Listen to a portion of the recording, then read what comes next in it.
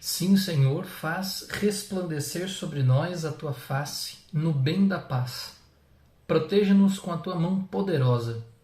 Nós te damos graças através do sumo sacerdote e guia das nossas almas, Jesus Cristo, por meio do qual te glorificamos e louvamos, agora, de geração em geração e por todos os séculos. Amém.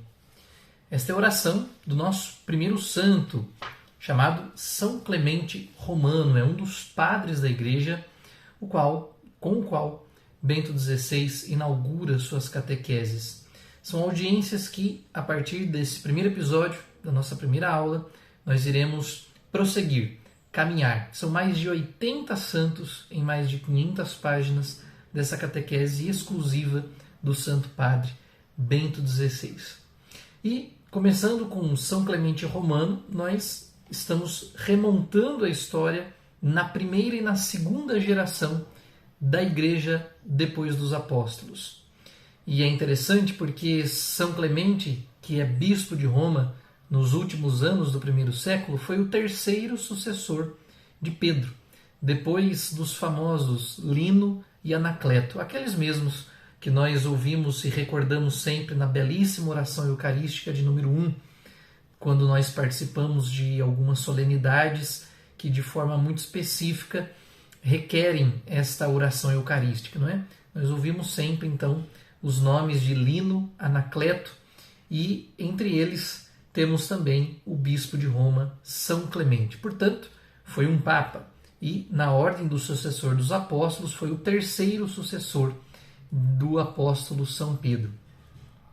É importante dizer, né, que São Clemente Romano foi esse bispo de coração atento a tudo aquilo que os apóstolos diziam, e quem comenta muito sobre ele é Santo Irineu, bispo de Lyon, até o século III. Né?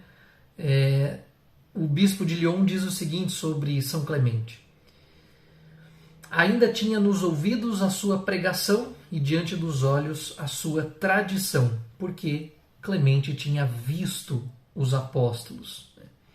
E é muito interessante porque a autoridade e o prestígio de São Clemente, bispo de Roma, eram tais atribuídas a eles que ficou muito claro um dos textos mais marcantes atribuídos a São Clemente Romano, segundo Eusébio de Cesareia, um grande historiador daquela época. A carta aos Coríntios, não aquela evidentemente de São Paulo, mas a comentada sobre o apóstolo Paulo. E de Clemente, vai dizer Eusébio de Cesareia, é transmitida uma longa e admirável carta de autenticidade reconhecida. Foi escrita por ele, por parte da Igreja de Roma, a Igreja de Corinto. Sabemos que desde há muito tempo e ainda nos nossos dias ela é lida publicamente durante a reunião dos fiéis. Assim dizia o historiador Eusébio de Cesareia, ainda no século III, no século IV. É interessante nós começarmos esse nosso encontro, essa nossa aula sobre os padres da Igreja, porque o que nós vemos nesse primeiro período chamado os padres da Igreja? Nós vemos um profundo amor a Cristo, né? Vamos, não raramente, mas com certa frequência, ouvirmos nas histórias desses santos padres o martírio. A Clemente mesmo é atribuído tardiamente, né, testemunhos do século IV e V, que ele teria sido mártir. Né? Não foi assim que as fontes antes disseram sobre ele, mas o fato é que testemunhas um pouco mais tardias atribuíram a Clemente também o martírio. Mas nós vemos de forma muito comum e muito frequente, portanto, esse amor tão profundo a Jesus Cristo e à Igreja, a ponto de sofrerem o martírio. Nós vemos um desejo muito grande da unidade, né? E aqui vai se formando o anseio fraterno, né, que Cristo estimulou também naquele grupo dos 12. A Igreja de Cristo é sinal de unidade. Né?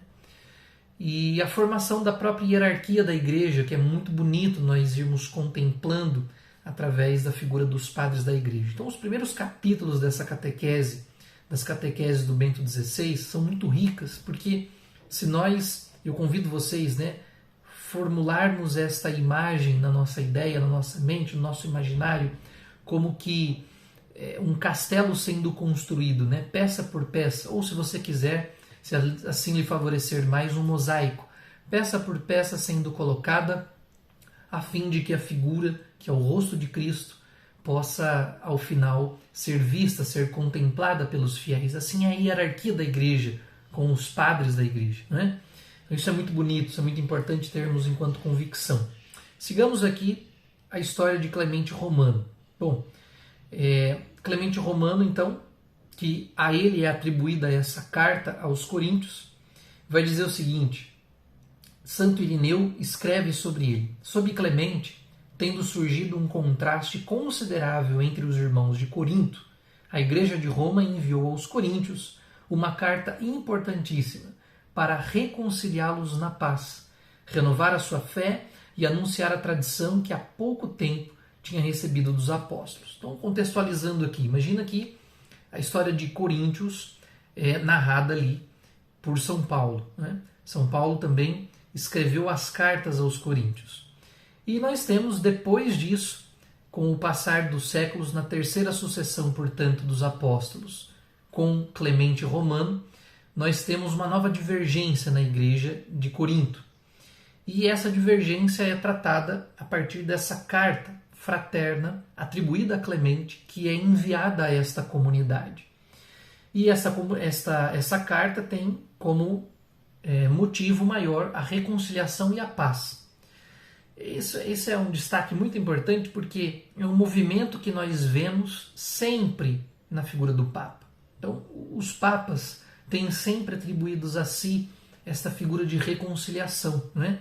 De porta-vozes mesmo da reconciliação e da paz na igreja, no corpo místico de Cristo. Né? Então, a função primordial e principal, a primazia do vigário de Cristo no mundo é a reconciliação na igreja, para que a partir dela essa reconciliação se estenda também ao mundo. Né? Então, o Papa ele nunca é uma figura, embora a mídia atribua-se muito isso a eles, né? Não só ao papado atual, mas a todos os outros, não é uma figura de paz no mundo, não é aquela famosa caminhada para a paz. Não é? Então não tem nada disso. A figura do Papa é, em primeiro lugar, a paz entre os irmãos corpos que formam o corpo místico de Cristo, membros do corpo místico de Jesus Cristo. Entendeu? Isso é muito importante para nós. Veja, estamos falando aqui do século III. Né? Então, muito antes, aliás, século II, né? Muito antes da realidade que nós temos hoje, essa virtude, vamos dizer assim, né? dos papas já era concebida, né? Lá em Clemente Romano. Então, essa carta constitui, vai dizer o Papa Bento XVI, o primeiro exercício do primado romano depois da morte de São Pedro. Então, olha que interessante. Né? Foi a primeira carta atribuída a um pontífice depois que Pedro morreu. Né? Nós temos as cartas de Pedro, contidas ali depois dos Atos dos Apóstolos, e posterior a isso nós temos a carta de São Clemente, que foi a primeira. Né? Nem Lino nem Anacleto tinham enviado cartas desse teor, como Clemente então envia para as comunidades de Corinto. Tá bom? Que são então as grandes cartas aos coríntios. Outro dado importante que a gente pode aqui tratar no livro, no comentário de Bento XVI, é que a grande observação de São Clemente, e que é o dado que eu trago para a nossa espiritualidade de hoje, é que o que é que Clemente observou na divisão entre as comunidades de Corinto? Né? Qual que era o principal aspecto divisor daquela comunidade? O enfraquecimento da caridade. Né?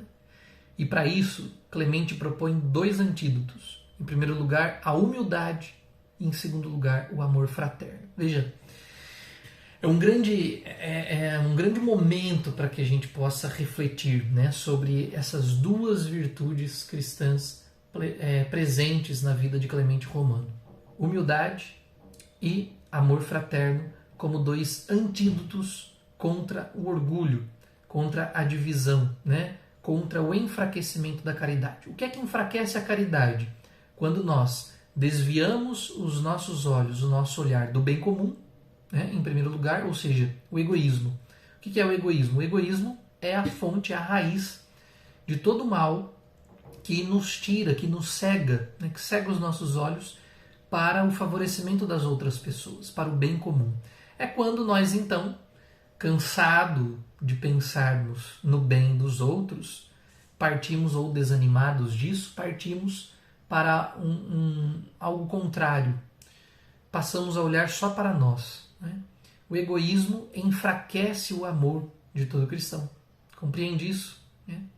O egoísmo vai nos tirando da vida fraterna, vai nos roubando da ocasião de amar o próximo, a começar de dentro. Né? Então, foi isso que Clemente Romano notou na comunidade dos Coríntios. Por isso a carta, o teor da carta que ele envia tem esses dois antídotos que nós podemos colher como grandes virtudes desse santo e trazer para as nossas vidas também ao longo desta semana. Número 1, a humildade, que faz com que reconheçamos o nosso orgulho, os nossos pecados e a nossa vaidade. Número 2, a caridade fraterna, o amor fraterno, né?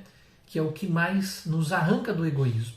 Né? Porque, por sua vez, o egoísmo cega os nossos olhos ao bem comum. Um exercício prático para nós durante essa semana é pensar no seguinte, a exemplo de Clemente, como se a carta de São Clemente Romano estivesse sido endereçada a nós hoje. Né? Se nós abríssemos ali a nossa caixinha de correspondência hoje, ou mais tecnologicamente falando, se abríssemos o nosso smartphone, o nosso WhatsApp e víssemos ali Clemente Romano, uma carta destinada a mim e a você, falando justamente sobre isso. Como tem sido o nosso olhar para com os irmãos, para com o próximo. Aquilo que nós pensamos, aquilo que fazemos, é sempre pensando e fazendo para o bem comum ou, em primeiro lugar, para nós mesmos? Será que a nossa vida hoje tem sido mais fechada em nós ou ela tem sido aberta aos irmãos, às pessoas, e de forma especial, aqueles que não conhecem a Cristo? Para isso, nós precisamos investigar o nosso apostolado de fé, no nosso ambiente de trabalho, na nossa vida cotidiana, como tem sido o anúncio do amor de Deus, através daquilo que vivemos e através daquilo que falamos. Não é? Isso é muito importante para nós também. E, por fim, Bento XVI faz esta grande alusão a Clemente Romano. Ele foi o primeiro a citar o termo leigo, né, em uma de suas alocuções. Por fim, Clemente Romano, então, recorda, né, aquilo que o próprio Senhor estabelece também para com os apóstolos da sua igreja, dizendo: estabeleceu onde e por quem quer que os serviços litúrgicos sejam realizados, para que tudo feito santamente com o seu consentimento seja aprovado por sua vontade.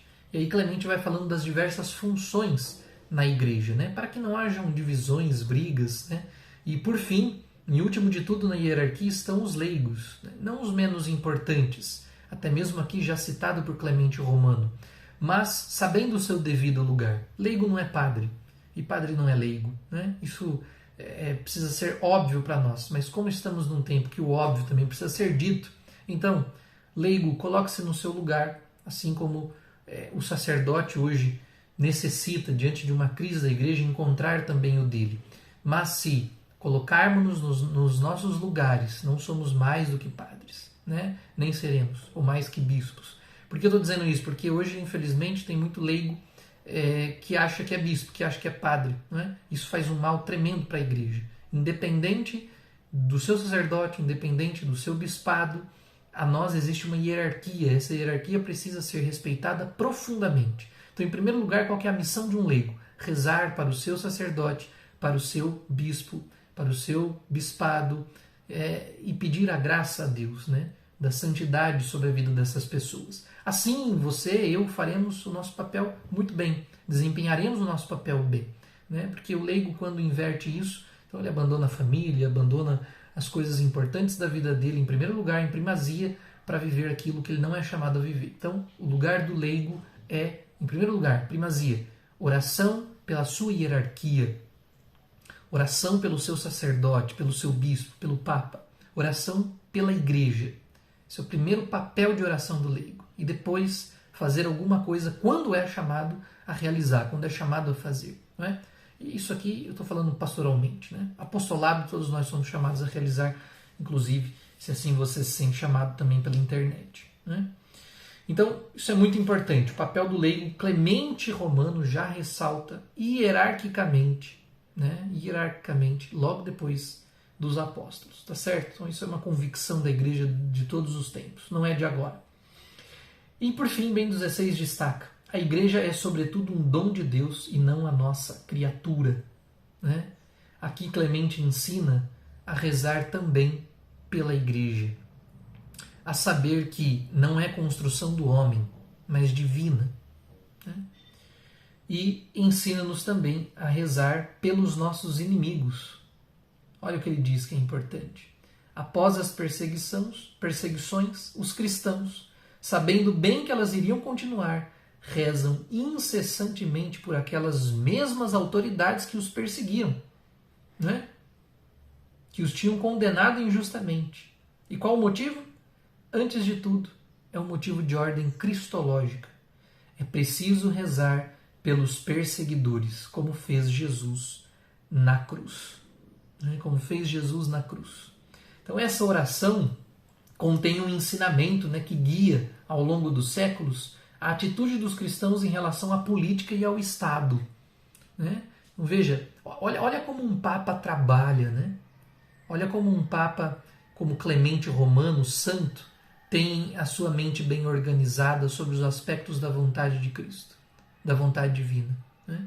Em primeiro lugar, estabelecer a hierarquia. Em segundo lugar, colocar-se ali, né, a vida de oração que a igreja precisa ter a partir da humildade, a partir da comunhão fraterna, da caridade fraterna. Ficar de olho para que a caridade não se enfraqueça nas comunidades. Depois, rezar incessantemente pela sua igreja.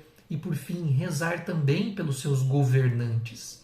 Olha só, o primeiro santo já está nos ensinando a viver hoje, nesse mundo atual, diante desse tempo obscuro que nós estamos vivenciando, politicamente falando, na nossa nação, né? O que é que nós precisamos fazer? Sobretudo, rezar para que os bons governantes não se corrompam e para que os ruins abandonem os seus cargos, os seus cargos sejam abreviados o quanto antes, né?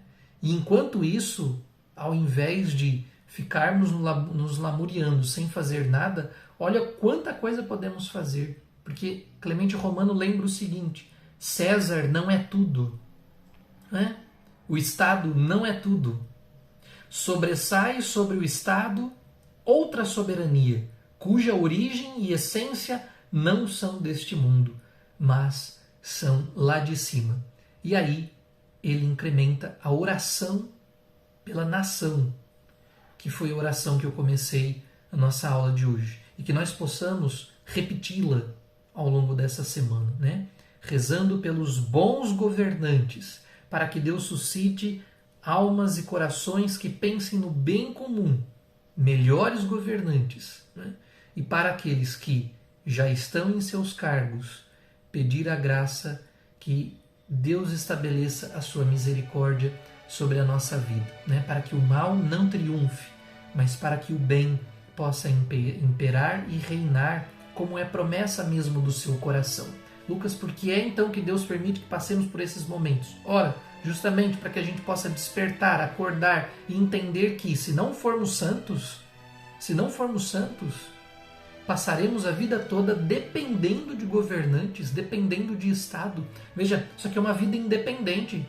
São Clemente Romano acaba de dizer aqui, ó, César não é tudo.